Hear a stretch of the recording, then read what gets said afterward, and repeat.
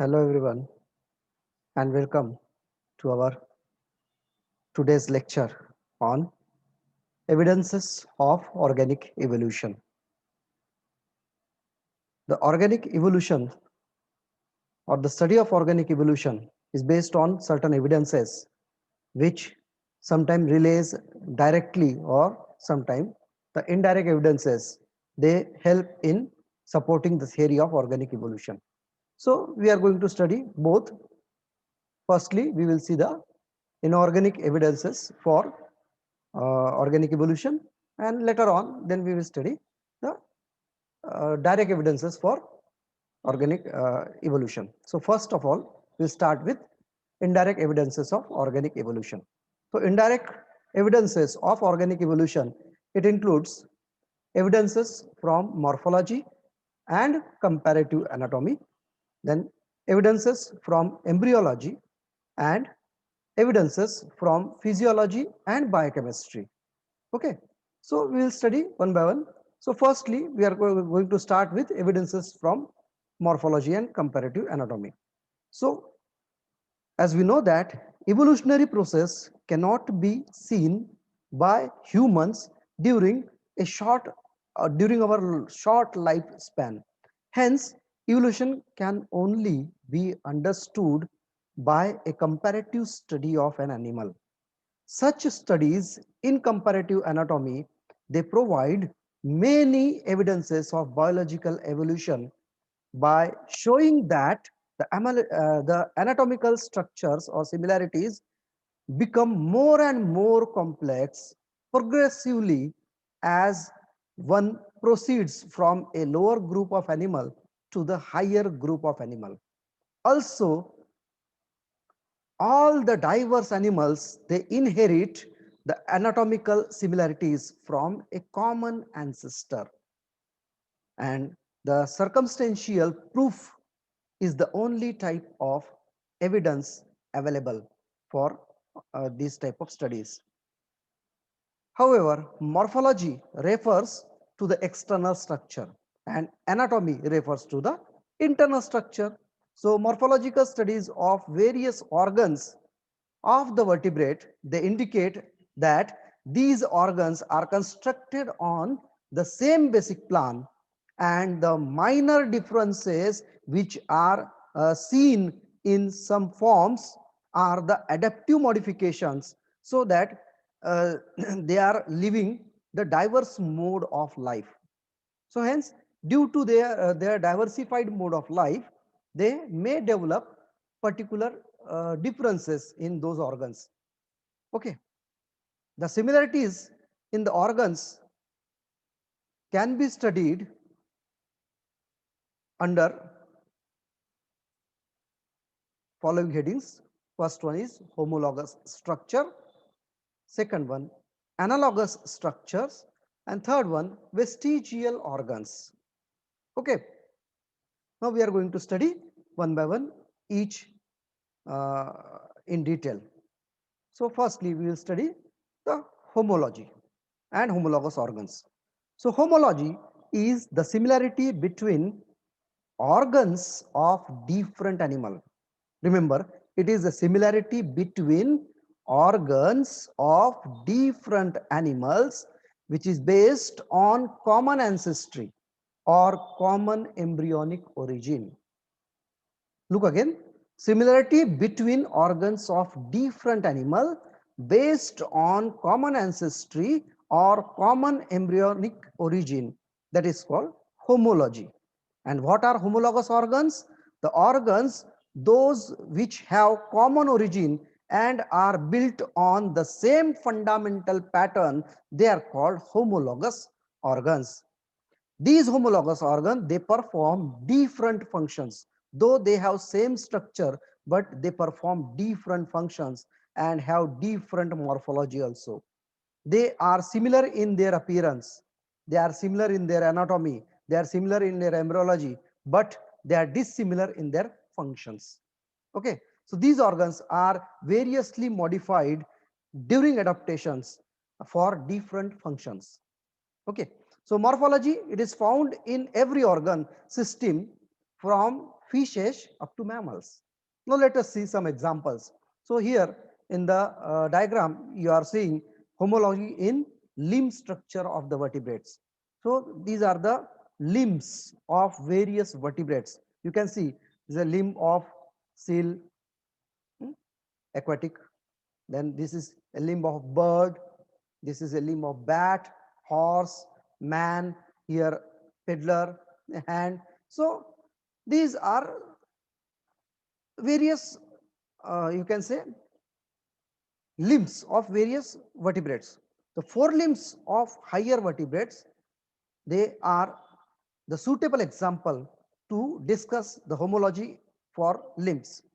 Forelimbs of seal, they are modified into flippers. Bat wings, then horse front leg, human hand, and even a bird's wing. They are superficially dissimilar. They do not appear similar and adapted for quite different functions. Each of these, they are adapted for different function. Peddler are used for swimming, then bat wing is used, birds and bat wings are used for flying, then horse forelimb is used for running and walking, human forelimb is used for gripping, holding, etc. All these are they on external appearance, they appear dissimilar, and also they have different functions. The forelimb of bird is modified into wings and it is used for flight. In horse, forelimb is long and it is used for fast running. In bat, forelimb is modified into wing and it is used for flight. Even though they are doing different functions in different vertebrates, they have similar internal structure, that means anatomy, in all the animals. Hence, these are homologous structures and they are constructed on similar typical plan. Each of them have similar typical plan. You can see it is shown in the diagram by dotted line. Okay. Each of them have upper this humerus, then middle radius and ulna. Each of them have same basic plan. And carpals, these are the carpals, then metacarpals and phalanges. All of these structures, though they appear dissimilar from external appearance, but internally, anatomically, they have same basic plan of their development. So in all animals, the upper arm is supported by a single bone, humerus. Forearm is supported by two bones, that is radius and ulna, and hand is supported by carpals, metacarpals, and phalanges. Sometimes there may be claws or a roof at the tip of these phalanges. So it is believed that all vertebrates, their forelimbs are modified, or these are the modification of typical pentadactyl limb. Okay, the modern vertebrate, they inherited the limb pattern from an ancestor which have pentadactyl limb. And when the descendants, they took their life in different habitat, such as aerial, arboreal, aquatic, terrestrial, or fossorial, then the limbs, they get modified to do or to perform the different functions. Okay, so this is regarding the homology in limb structure. Then let us have a look for the example of homology in brain structure of the vertebrates. The brain of vertebrates, they are present, or they are again one of the good example of homology. The brain of vertebrates, they are ranging from fishes to mammals. These are shown here. From fishes to mammals, they are constructed on similar parts, that means olfactory lobe, forebrain, midbrain, and hindbrain. Okay.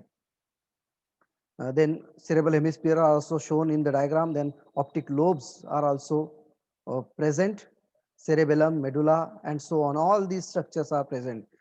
As we move from lower to higher through a series, some lobes like cerebrum, cerebellum, etc., they become more prominent than others. So in lower groups, these cerebrum, cerebellum, these are less prominent. You can see here. Okay, this is the hindbrain. You can see gradually it is getting more modified and more complex. Likewise here, forebrain. It is also serially through a series, we can see it is getting more complex. So all these structures, they progressively, they exhibit progressive complexity from fishes to mammals. And this happens due to adaptation and evolutionary changes. Okay. Thus, the cerebral hemisphere are much similar than the optic lobes in fishes. In mammals, they become more prominent, hiding the traces of optic lobes beneath them. Okay, you can see here optic lobes are hidden, and these cerebral hemisphere, they are well developed. The common pattern of brain structure of the vertebrate indicates a common ancestry of all of these life forms. Okay, then next example, homology in heart structure of vertebrate. So here are the heart patterns of various vertebrates from fishes up to mammals. So let us study homology in heart structure.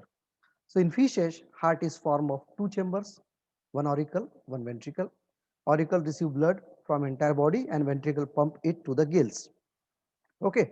In amphibians and lower reptiles, they have three chambers, two auricles and one ventricle. Okay. The oxygenated blood from lungs is collected in left auricle, and deoxygenated blood from rest of the body, it is collected in right auricle, as we have already studied in our lower, you can say, units. So here deoxygenated blood is collected, here oxygenated blood is collected likewise. Okay. Thus the oxygenated and deoxygenated blood from these two, they are separately stored in these two chambers, but they get mixed in the ventricle when they are pumped to different body organs, because there is a single ventricle. So hence both the type of blood, they get mixed. That can be seen in this diagram here. This is blue shade, this is red shade. That means this indicates the deoxygenated blood, this indicates the oxygenated blood. Both the blood, they are mixed here in the ventricle and then pumped to various organs, in case of amphibians and reptiles. In higher reptiles, birds and mammals, higher reptiles, remember, higher reptiles, birds and mammals, the heart is four chambered. That means two auricles and two ventricles. Thus, oxygenated and deoxygenated blood, they are completely separated, they do not mix. The gradual increase in complexity of the heart from fishes to mammals, it indicates the fact that complex organisms have evolved from simple organisms, while the fundamental structure of the heart remains same in all the group of these vertebrates. Okay, so this is regarding the homology in heart structure. Then another example of homology, that is homology in mouth parts of insects. So here the mouth parts of various insects are shown: cockroach, bees, mosquito and houseflies. In insect, the mouth parts, they are modified according to their mode of feeding, how they feed, or from how they obtain their food. On that purpose, their mouth parts are modified. Insect like cockroaches, they are provided with cutting and chewing type of mouth parts. So these are cutting and chewing type of mouth parts. Then mouth part of the bees and wasp. Hmm, They have mouth part which are used for collecting nectar, then pollen from the flower, and for molding of wax. However, in case of mosquitoes and bugs, the mouth part are modified to pierce, because they have to suck the blood. So hence their mouth parts are piercing type. And in case of house flies, the mouth parts are sponging type. They are modified for sponging the liquid food. So mouth parts of the insect, they possess mandible. In each case, you can see they possess mandible, labrium, labium, hypopharynx, maxilla, etc. But due to different mode of feeding habit, some parts are lost and some have become elongated according to need in these different groups. So even though they appear different and perform different functions in all these animals, but they have evolved using same prototype. That means having same pattern. So hence This also shows the similarity in structure but difference in function. Then another example of this homology is homology in legs of insects. So here are some examples of legs of cricket, legs of grasshopper, leg of honeybee, mantis and water beetle. All these are the legs of insects. So leg in mole, cricket, grasshopper, honeybee, mantis and water beetle, they are specialized for digging. Look, the legs of mole cricket, they are specialized for digging. Then in case of grasshopper, they are specialized for jumping. In case of honeybee, they are specialized for pollen collection. Then in case of mantis, they are specialized for grasping the prey. And in case of water beetle, they are specialized for swimming. Okay. So all they have different functions, specialized functions. But in all these cases, the legs are formed of five similar, you can say, parts. You can see here the similar part: coxa, then trochanter, femur, tibia, and tarsi. All have same coxa, trochanter, femur, tibia, and tarsi. Same pattern. Some may have modified, but the basic plan is same in all these, you can say, legs. Thus, they have been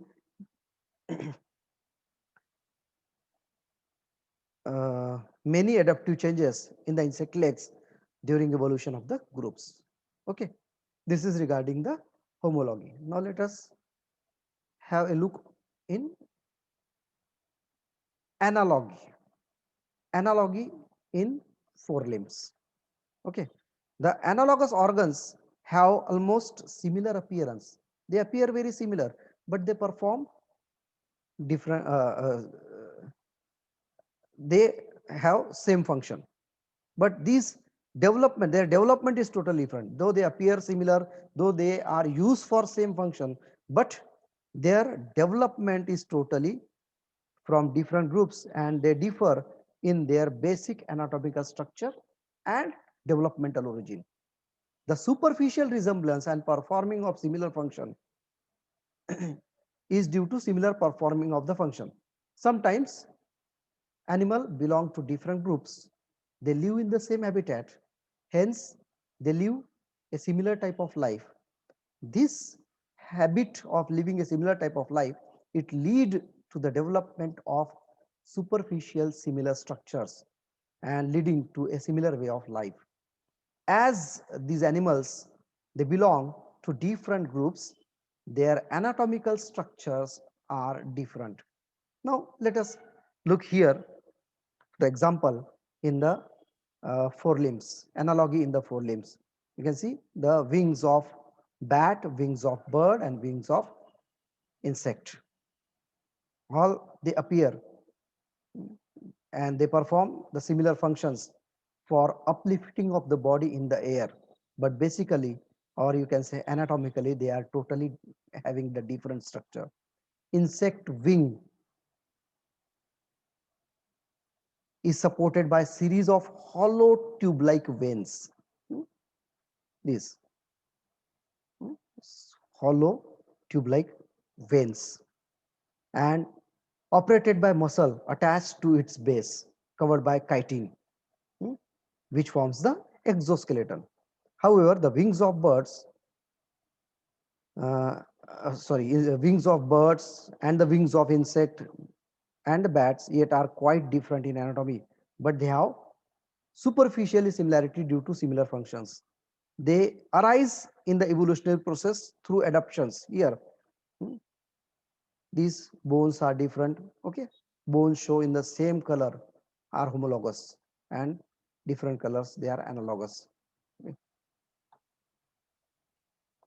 The functional similarity is unrelated in the unrelated animal is a proof of descent with modification. Then next one, analogy in fins. So fishes uh, and whales are unrelated animals. Fish, though they are aquatic, but they are unrelated and they occupy the extreme ends in the vertebrate classification.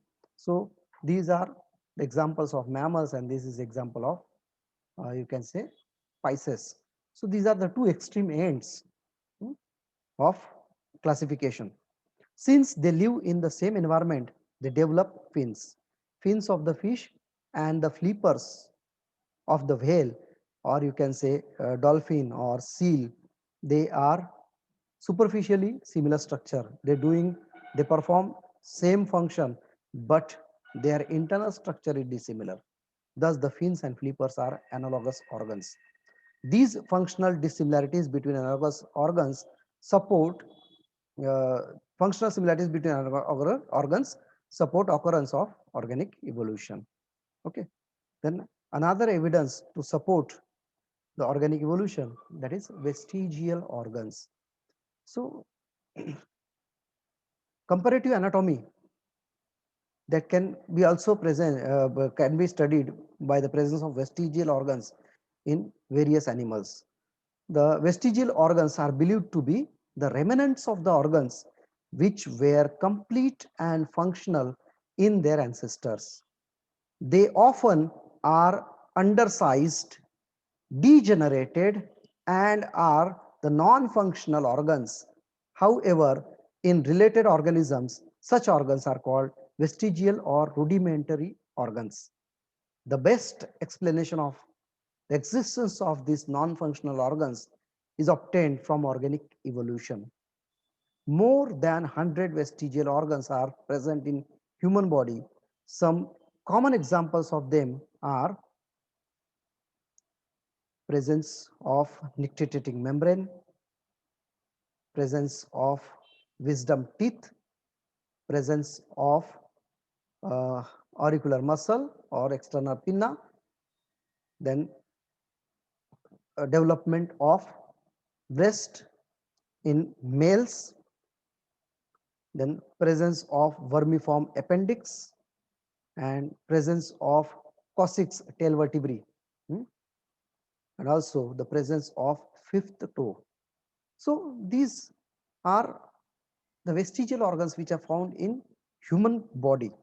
Vermiform appendix is a remnant of the large cecum, which is the storage organ for cellulose digestion in herbivorous animals. As we know, we are developed or we are evolved from monkey-like ancestors, and in our previous days, we were the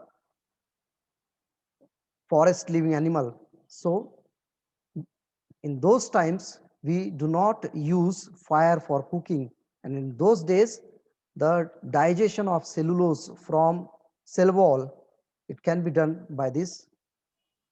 It can be done by these, you can say, appendix. But gradually, we started using uh, fire for cooking purpose, and in while cooking the food or while heating the food, this cellulose from the plant cell wall, it is degraded. So eventually the use of appendix is minimized, and hence the structure also get reduced, and the appendix is now present in our body as a remnant. So these are of no use, and hence these are supposed to be the vestigial organs. So presence of such vestigial organs in our body, this also indicates the evolution from simpler forms.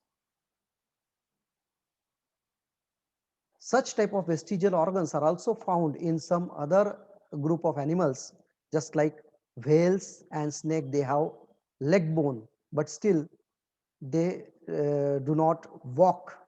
Then flightless bird still have wings, and animals with non-functional eyes. Those animals which live deep in the sea, they have non-functional eyes, but their presence, they indicate their common ancestry. So all these are the evidences for organic evolution which support the common ancestry of various organisms. Okay, this is all for today. In next lecture, we will see the evidences from you can say physiology and biochemistry, and also evidences from embryology.